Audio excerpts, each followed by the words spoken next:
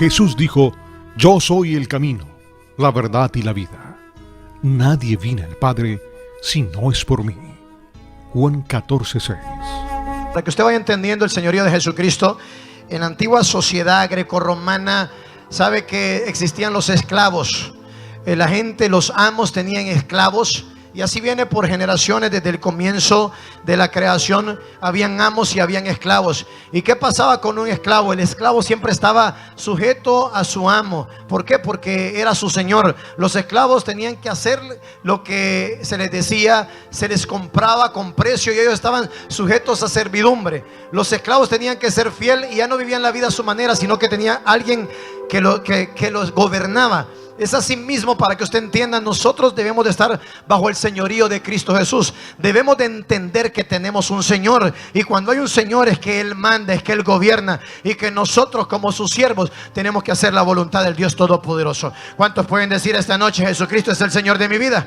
¿Cuántos dicen: Jesucristo es el Señor de mi vida? Libro de Lucas, capítulo 6, versículo 46. Muchas veces se nos es fácil decir: Jesús es mi Señor. Cuando le oramos: Jesús es mi Señor. Pero hoy va a tener la revelación de lo que representa que Jesús sea el Señor de su vida. Muchas veces lo decimos como un acto a la ligera: Jesús es el Señor. Si Jesús es el Señor de nuestra vida, Él nos gobierna, Él nos manda. Se hace como Él dice, no como nosotros queremos. Y dice en este versículo de Lucas 6, 46: ¿por qué me llamáis Señor, Señor, y no hacéis lo que os digo? ¿Qué es lo que está diciendo Jesucristo? Si yo realmente soy tu Señor, tu vida tiene que estar sujeta a mí. Tu vida tiene que estar sujeta a hacer mi voluntad. Si realmente yo soy tu Señor, el señorío que está sobre mí tiene que estar sobre tu vida.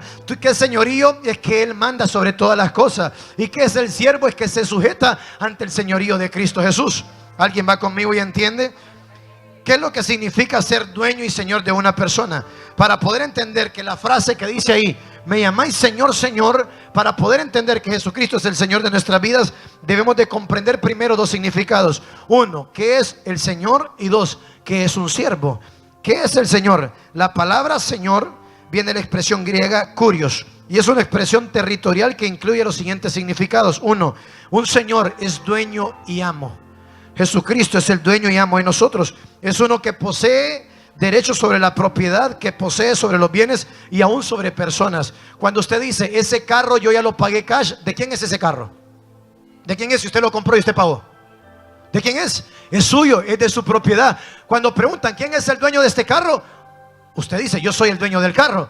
¿Verdad que sí? Es así mismo. Yo quiero que sepa esto: ya hubo alguien que pagó por nosotros en la cruz del Calvario. Ya hubo alguien que murió por nuestros pecados. Hay gente que dice: no, pero es que la salvación es gratuita. Es que escúchame, la salvación sí, a ti no te cuesta nada ni a mí, pero no es gratuita. La salvación se pagó con precio de sangre. Jesucristo pagó derramando su sangre por usted y por mí en la cruz del Calvario. Él es el Señor y el Salvador de nuestras vidas. Para que una persona pudiese salir de esclavitud en la era anterior, tenía que alguien pagar por esa persona para poder dar el pago a cambio de su servicio. Jesucristo ya dio el pago a través de su sangre para que nosotros podamos servirle en esta tierra. Amén. ¿Alguien lo está entendiendo? ¿Qué más es Señor? Señor es dueño de todo. Es autoridad absoluta y soberana. Es uno que da órdenes e instrucciones que deben ser cumplidas y obedecidas a cabalidad. No que cierta cosa. Jesucristo dijo amarás al Señor tu Dios. Eso me gusta. Jesucristo dijo que teníamos que amarnos los unos a nosotros. Jesucristo dijo: honra a tu padre y a tu madre. Pero Jesucristo dijo: id y predicad el evangelio a toda criatura. No, ya eso no me gusta. Ya no. Es Señor cuando me dice estas cosas, pero ya no es Señor de mi vida cuando me está pidiendo compromiso y sacrificio. Porque si hay mucha gente dentro de la iglesia que tiene apariencia de que realmente Jesucristo es su Señor, pero no es su Señor. Pastor, ¿y por qué no es su Señor? Porque no hacen la voluntad de Él. Cuando Él es tu Señor, tú vives, tú ardes por hacer la voluntad de Cristo Jesús. Tú sabes lo que está en su corazón y tú quieres agradarlo en todo momento. Y después de saber a alguien que es Señor, también yo le voy a identificar la palabra siervo. La palabra siervo se deriva del griego doulos, que incluye los siguientes significados. Uno, un siervo es un esclavo. Es una persona que es esclava. ¿Y qué es una esclava? Es una persona que es propiedad del Señor. Y pierde, cuando tú eres esclavo del Señor, pierde no solamente, escúcheme, su libertad, pierde no solamente sus derechos, pierde no solamente sus privilegios, sino que también su voluntad e identidad. Cuando tú eres, por eso dice el apóstol Pablo, yo ya no soy dueño de mí mismo, ahora es Cristo el dueño de mí. Ya no vivo yo, más Cristo vive en mí. Está diciendo, ahora estoy sujeto a la soberanía de Cristo Jesús. Cuando tú eres un esclavo, tú dices, ya no se hace como yo quiero, sino como Él quiere. Estoy sujeto a su soberanía, estoy sujeto a su voluntad, estoy sujeto a lo que Él quiera. Jesucristo dice, ninguno que quiera venir en pos de mí es digno de mí, si no se niega a sí mismo. Para que yo pueda ser su Señor, tiene que negarse a sí mismo, tiene que tomar su cruz y seguirme cada día. Tiene que negarse a sus derechos, tiene que negarse a sus privilegios, tiene que negarse a su tiempo, tiene que morir. Pastor, ¿y cómo hago para morir por Cristo Jesús? Muere a tus deseos, muere a tus ilusiones, muere a la visión personal que tú puedas tener, muere a ese tiempo que te está sobrando y dedícaselo a Cristo Jesús. Pero ¿cómo muero, pastor? Estableciendo el señorío de Jesucristo sobre tu vida. Que no se haga como tú quieras, sino como Cristo Jesús quiera. Amén. Que ya no tú te gobiernes. Ve y predica el evangelio. Cuando Él no es tu Señor, es que tengo que trabajar hasta tarde, es que tengo que hacer esto y esto y esto y lo otro. Cuando Él es tu Señor, tú no tienes excusa ni pretexto. Tú dices, Jesucristo es mi Señor y yo lo amo. Yo sé que cuando yo le pongo una excusa, estoy demostrando que estoy ausente de amor por Él. Cuando tú le pones una excusa a Jesucristo, le estás diciendo, tú no eres mi Señor. Cuando usted ve a una persona que se le dice algo que está escrito en la palabra y no lo quiere hacer, le está diciendo, tú no eres mi Señor. Es un desobediente. Cuando le dice, comprométete, sacrifica más y pone una excusa, le está dando a entender que Jesucristo no es su verdadero Señor. Y si Jesucristo no es el Señor de tu vida, significa que hay otro Señor. Jesucristo dice, porque no podrás servir a dos señores. Servirás bien a uno y menospreciarás al otro. Dice Jesucristo, el que no es conmigo, el que realmente yo no soy su Señor, contra mí es. Y el que conmigo no recoge, que conmigo no lleva fruto, desparrama, las cosas le van mal. Otra definición de un siervo: el siervo debe ser incondicional, es un incondicional. Es uno que está dispuesto a servir a su Señor sin poner condiciones personales. Es que yo te sirvo, Señor, si tú me das esto a cambio. Yo te sirvo si restauras mi familia. Yo te sirvo si me sanas esta enfermedad. Yo te sirvo, Señor, si me permites seguir en este país. Te sirvo si me abres puertas de trabajo. Te sirvo. Cuando tú eres un siervo, tú no tienes que poner condición. Ni siquiera te atreves a decirle qué es lo que tú quieres que Él haga por ti. Tú le dices, yo nací para servirte y punto. Tú eres el Señor de mi vida. Solo da la orden, Señor, que yo voy por ahí. ¿Por qué? Porque Él es tu Señor. ¿Qué más? Otra definición del Señor: es una persona dependiente y bajo autoridad. Cuando Él es tu Señor, tú eres dependiente, tú dependes de Él. Cualquier permiso, cualquier decisión, cualquier cosa que tú vayas a hacer en tu vida, tú buscas la dirección de Dios, porque tú dependes de Él. Él es quien te gobierna. No se hace como tú quieres, sino como Él quiere. Pero cuando Él no es tu Señor, tú eres independiente. Hoy tú dices, hoy sábado, el pastor dijo que el domingo había que traer almas y que tú eres independiente. Él no es tu Señor, a ti te da igual. Te da igual si vienen almas o no vienen almas. Hay que ir a evangelizar, te importa lo que sea. ¿Por qué? Porque no es tu Señor. Cuando eres tu Señor, tú tienes un deseo pero tan fuerte ahí de poderlo agradar. Tú quieres vivir para agradarlo, tú quieres vivir para dar lo mejor de tu vida al Señor. Amén. Pero cuando eres un independiente, el ir y predicar el evangelio se te hace una carga tan pesada. Cuando eres independiente, el hacer la voluntad de Dios se te hace algo tan fuerte. Pero cuando tú dependes de Dios, tú dices, Señor, en todo yo dependo de ti. Tú escuchas la voz de Dios. ¿Qué tengo que hacer? Dirígeme. ¿Cuál es la decisión a tomar? Señor, cuenta conmigo. Yo voy a ir. Yo voy a predicar tu palabra porque tú eres mi Señor. El siervo es uno, cuando es dependiente, no se atreve a tomar sus propias decisiones en los asuntos de su vida, sino que consulta siempre la voluntad de su Señor para ver qué se debe hacer y se somete a lo que el Dios de los cielos disponga. No siempre te va a pasar y hacer lo que tú quieres. En cierta ocasión de mi vida, recién convertido, comencé a pelear de una manera inconscientemente. Comencé a pelear con el Señor, sabiendo que Él es el Señor de mi vida, y le decía, Señor, haz tu voluntad sobre mi vida. Y me pasó que en cierta ocasión había un contrato. Hemos sido empresarios por mucho tiempo, muchas compañías, y en una de esas compañías había una oportunidad muy grande, de mucho, que generaba mucha ganancia. Y yo le decía, Señor, yo quiero esa oportunidad. Y yo quiero esa oportunidad, sabiendo que le había dicho que se hiciera su voluntad. Pero yo quiero esa oportunidad. Y de una u otra manera se cerraban las puertas. Y por seguros y otras cosas se cerraba la puerta. Yo, Señor, todo lo que hago, todo lo que soy, mi esfuerzo, sacrificio, compromiso, todo lo que hago por tu obra, Señor, no tendré la gracia delante de ti. Quiero esta oportunidad, pero Dios es Dios y esa puerta no se abrió. Y no se abrió, yo lloraba y en ayuno, Señor, ¿será que mi ayuno no te provoca? ¿Será que mi estilo de vida no te agrada? ¿Será que, qué pasa, Señor? ¿Por qué me cerraste esa puerta? ¿Por qué permitiste que fuese un impío el que tuviese esa puerta abierta y no yo? Yo no entendía, seguir en ese camino. Pasaron 3 semanas después y me di cuenta que aquella que yo estaba queriendo que se abriera era una trampa del enemigo. Era un negocio donde a la persona que lo tomó no le iban a pagar, y esa persona perdió cientos de miles de dólares por haber tomado esa oportunidad. Y yo entendí que todo tiene que estar bajo el señorío de Cristo Jesús. Yo entendí que los planes de Dios siempre son mejores, mucho mejores que lo que uno quiere. Muchas veces queremos forzar la voluntad de Dios. Escúchame, está la voluntad permisiva, querer forzar a que Dios haga algo y no manejarnos bajo el señorío de Cristo Jesús. El pueblo de Israel forzó al Señor a la voluntad permisiva. Venían vagando del desierto y el pueblo miraba que todos los pueblos de la tierra tenían rey, y el pueblo de Israel no tenía rey. Quien gobernaba sobre el pueblo directamente era Dios. Dios los alimentaba, Dios le daba de todo en todo tiempo, en todo momento. Pero una vez el pueblo dice: queremos ser como los demás pueblos sobre la tierra, queremos que Dios nos dé un rey. Le hablan al profeta Samuel y le dicen: ¿sabe? Queremos ya que tener un rey así como todos los pueblos tienen un rey. Y Samuel lloraba. Llega Samuel delante del Señor y le dice: ¿sabes? Me han menospreciado a ti, me han menospreciado a mí. Le dice el Señor: Samuel, no es a ti en que te me han menospreciado, me han menospreciado a mí. Yo he sido el Dios sobre ellos y me están pidiendo rey, pero les voy a dar un rey. Y el Señor les dio un rey llamado Saúl, y era la voluntad permisiva, no era la voluntad agradable de Dios. Muchas veces estamos pidiendo que se haga como nosotros queremos, sino como Él quiere. ¿Sabe qué pasó? El pueblo, Saúl lo gobernaba y Saúl lo llevaba a la batalla, y ese pueblo comenzó a perder batallas y murieron cantidad de ellos. Terminó muriendo el rey y su hijo, y murieron todos porque no era la voluntad agradable de Dios. La voluntad agradable de Dios es que dice: yo he visto uno conforme a mi corazón, yo he visto uno que hará conforme a como yo le haga. Ve a la casa de Isaí y unge a uno de los que están ahí. La voluntad agradable de Dios era David. ¿Alguien no entiende? No hay que forzar las cosas, hay que dejar que Dios sea Dios, porque siempre Dios tiene un mejor plan para nosotros.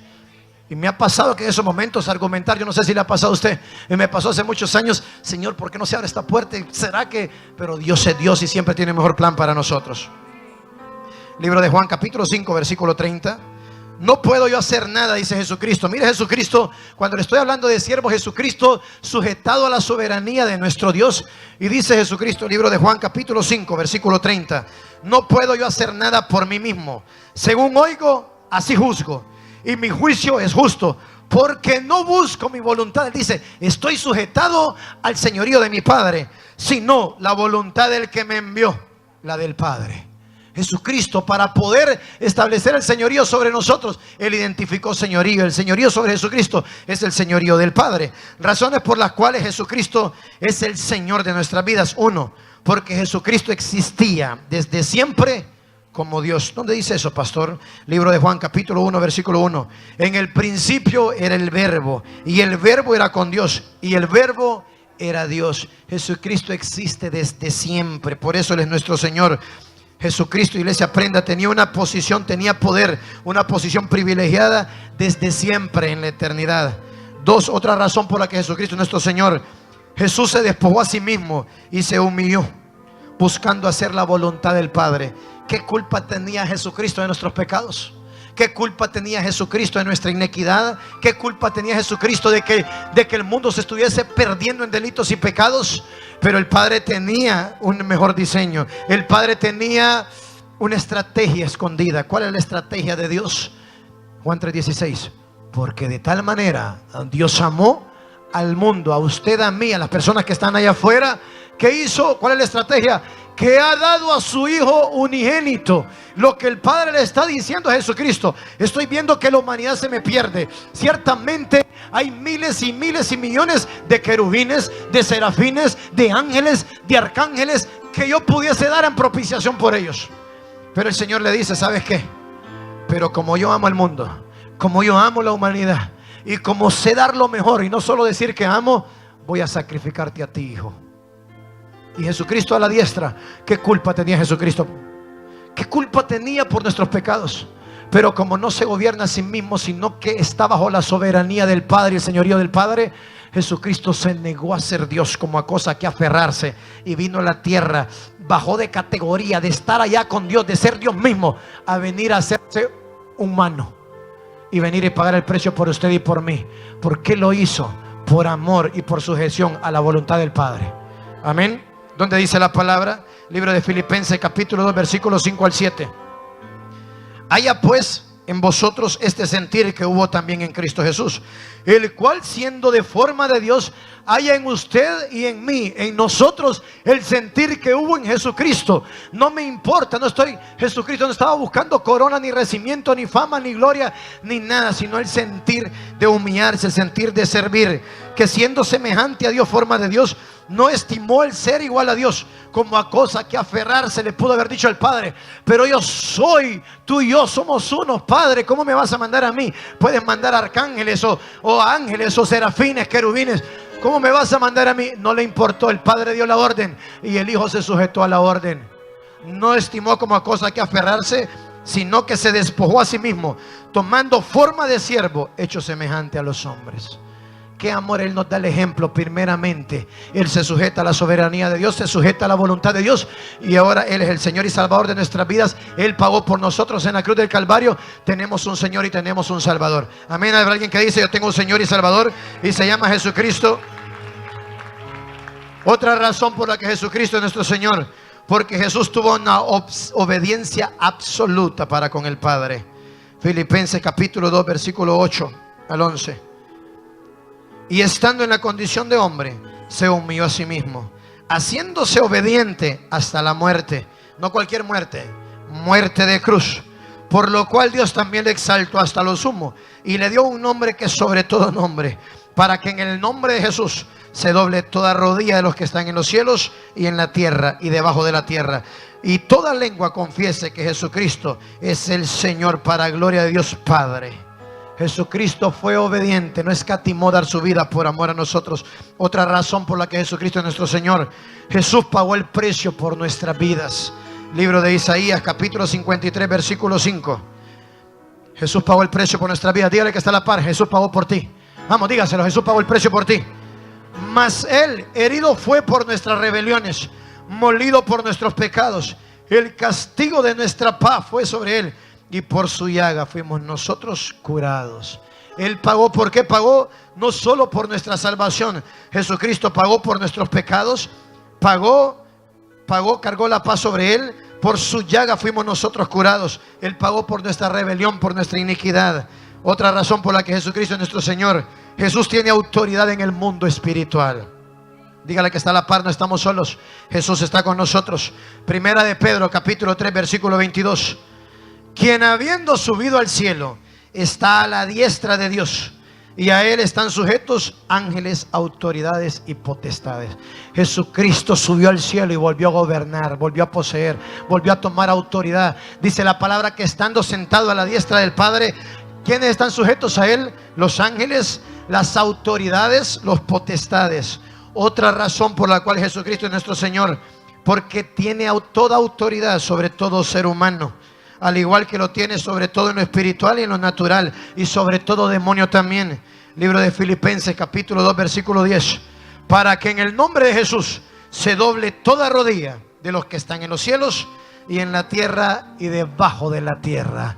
Tiene la autoridad. Por eso establecemos el señorío de Cristo Jesús en los aires de esta ciudad. ¿Sabe? Escúchenme, que nos está haciendo ganar mucho territorio, que nos está entregando victorias, que nos está entregando cosas poderosas. Estamos viendo la mano de Dios haciendo lo que no se había visto. ¿Sabe por qué es? Porque el señorío de Jesucristo lo estamos estableciendo en los aires. Estamos declarando el señorío de Jesucristo sobre todo principado, sobre toda potestad, sobre todo gobernador sentado en región celeste, sobre toda hueste espiritual de maldad, sobre todo demonio. En esta casa quien gobierna es Cristo Jesús. Sobre nuestras vidas, sobre esta iglesia, el amo y Señor de esta iglesia se llama Jesucristo. La gloria, la honra y el honor sea solo para Él. Amén. ¿Por qué Jesucristo es nuestro Señor? Otra razón: porque Dios le ha exaltado hasta lo sumo. Jesús tiene una posición especial y única. Él está sentado a la diestra del Padre, desde ahí gobierna y es adorado y alabado por sus siervos y por toda la creación. Libro de Apocalipsis, capítulo 5, versículo 11. Versículo 11 al 13. Eran millones de millones, mire qué poderoso. Jesucristo exaltado hasta lo sumo. Eran millones de millones que decían a gran voz: el Cordero que fue inmolado es digno de tomar poder, las riquezas, la sabiduría, la fortaleza, la honra, la gloria y la alabanza. Y a todo lo creado que está en el cielo y sobre la tierra y debajo de la tierra y en el mar y en todas las cosas que en ellos hay. Oí decir al que está sentado en el trono y al Cordero sea la alabanza, la gloria, la honra y el poder por los siglos de los siglos. Amén. A quien sea la gloria, a quien sea la honra, a quien sea la alabanza, a quien sea la exaltación. Diga Jesucristo. Denle un aplauso a Jesucristo. Vamos, denle un aplauso a Cristo Jesús. Si hay algo que a mí no sé qué decirle, no sé cómo expresar, no es un sentimiento, sino hay algo que arde en mi corazón. Y yo escucho ese nombre, me desgarra. Ese nombre lo tengo en mi espíritu. Jesucristo lo tengo en mi espíritu y todos los días hablo de Jesucristo. Y ando en las calles y lo hablo, no sé cuántas veces menciono a Jesucristo en las calles, evangelizando y proclamando a Cristo Jesús a esta generación. Porque el predicar la palabra, el evangelio, cuando usted dice predicar el evangelio, es anunciar a Jesucristo, es hablar de Jesucristo, de aquel que siendo semejante a Dios se negó a ser Dios y vino a la tierra. Es hablar de lo que Jesucristo hizo, no escatimó como a cosa que sujetarse, no se escatimó, sino que vino y se dio en propiciación por nuestros pecados. Hablamos de Cristo y hablamos que Él padeció, que Él fue latigado, que Él fue crucificado de manos y de pies, una corona de espina en su cabeza, una lanza traspasó su costado. Hablamos que Jesucristo murió, no solo murió, sino que resucitó. No solo resucitó, sino que subió al Padre. Y cuando estaba muriendo, y Él dijo: ahora toda potestad me ha sido dado en los cielos y en la tierra. Por tanto, Él es el Señor de nuestras vidas. Él es el que tiene el señorío en los cielos y en la tierra. Cuando tú hablas de que Jesucristo es tu Señor, tú debes de estar confiado, porque no es cualquier Señor el que tenemos, es el Todopoderoso, es el que venció a Satanás allá en la cruz del Calvario, es el que expuso a los principados, públicamente los exhibió, a los demonios, principados, potestades, los avergonzó y tomó poder en los cielos y en la tierra. ¿Cómo se llama? Jesucristo. ¿Cuáles son algunos beneficios que recibimos al decir que Jesucristo es nuestro Señor? Todo el que confiesa a Jesús como Señor y Salvador, libro de Romanos capítulo 10 versículo 9.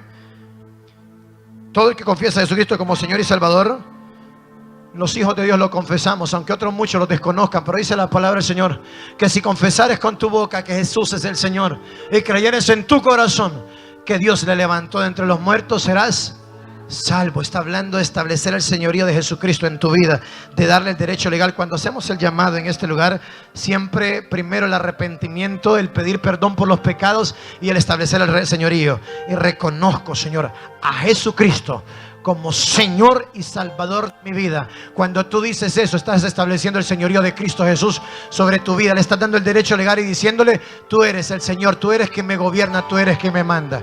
Amén. ¿Qué son esos beneficios por recibir a Cristo Jesús? Uno, comenzamos a vivir una vida nueva. Cuando Jesucristo vive en ti, dice la palabra que todas las cosas viejas pasaron y todas son hechas nuevas en Cristo Jesús. Segunda de Corintios capítulo 5 versículo 15 al 17. Y por todos, iglesia, que dice, y por todos murió. Segunda de Corintios capítulo 5 versículo 15 al 17. Y por todos murió, para que los que viven ya no vivan para sí. Póngame atención, cuando Jesucristo es su Señor, dice: Jesucristo murió por todos. Ya lo sé, pastor, me lo ha explicado en este momento. Pero no solo murió, ahí viene otra parte. Esto es el señorío de Jesucristo. Sino que para que los que viven ya no vivan para sí. ¿Cuántos están vivos aquí? Levánteme su mano, usted está vivo. Para que los que vivan ya no vivan para sí, ya no viva para usted, sino para que viva bajo el señorío de Cristo Jesús. Para que ya no se haga su voluntad, sino la voluntad de Cristo. Para que ya no busque sus beneficios, sino los beneficios del reino. Para que ya no esté viviendo conforme a sus deseos, a su visión personal, sino que viva la visión de Cristo Jesús en usted. ¿Cuál es la visión de Cristo? ¿Cuál es la visión de Dios, pastor? Escúcheme, se lo voy a resumir en una palabra de 5 letras, pero que se le grabe a usted. Esos rótulos que usted ve ahí no son cualquier rótulos. Quizás los mirará humildes, sencillos. Somos ganadores de almas. Allá se lo voy a poner mucho más grande, en aquel lugar no se lo voy a quitar. Más grande, somos ganadores de almas. El señorío de Cristo se resume en una palabra de 5 letras. Diga almas. Almas. Almas, esa es la voluntad de Dios. Las almas, que vivamos, ardamos un deseo ardiente por las almas. ¿Cómo usted identifica que Él es el Señor de su vida y que Él está entronado en su corazón? Cuando usted tiene un deseo ardiente por las almas. Cuando usted tiene un amor que nada ni nadie lo puede detener por hacer la voluntad de Dios. Cuando usted ha muerto a su voluntad para que se haga la voluntad de Cristo Jesús. Amén. Si usted ha estado pasando por ese proceso y no se ha hecho la voluntad de Dios, en esta noche usted va a renunciar a todo eso para permitir que se haga su voluntad en esta tierra. Para que los que vivan ya no vivan para sí, sino para aquel que murió y resucitó por ellos. ¿Quién murió por nosotros? ¿Quién resucitó por nosotros? ¿Para quién tenemos que vivir? Para Cristo. De manera que, seguimos adelante. De modo que si alguno está en Cristo, nueva criatura es. Las cosas viejas pasaron y he aquí, todas son hechas nuevas. Otra razón, otro beneficio de que Jesucristo sea nuestro Señor. Jesús se convierte en nuestro dueño. Diga, Jesús es mi dueño. 1 Corintios capítulo 6, versículos 19 y 20. Al pagar el precio por nosotros, Jesús pasó a ser nuestro dueño, a tal grado que ya no somos nuestros, sino que alguien es nuestro dueño. Y dice la palabra del Señor: ¿o ignoráis que vuestro cuerpo es templo del Espíritu Santo? ¿De quién es nuestro cuerpo? ¿De quién es templo? Del Espíritu Santo. No es nuestro, el cual está en vosotros. ¿Dónde está el Espíritu de Dios? Está en nosotros. Vamos, seguimos atrás. ¿Por qué me lo cambió? Versículo 19. Vamos, los necesito conectados atrás. El cual tenéis de Dios y que no sois vuestros, porque habéis sido comprados por precio. Glorificad pues, ¿por qué fuimos comprados? Por precio. Glorificad pues a Dios en vuestro cuerpo y en vuestro espíritu, los cuales son, ¿de quiénes somos? Somos de Dios, Él es nuestro dueño. Jesucristo es el dueño de nuestra vida. Dígale que está a la par: Jesucristo es mi dueño. Dígale, ya no me mando yo, ahora Cristo me manda. Dígale, tómelo con el dedo, dígale, ya no te mandas tú, ahora Cristo te manda. Dígale, ya no se va a hacer tu voluntad, sino la voluntad de Cristo.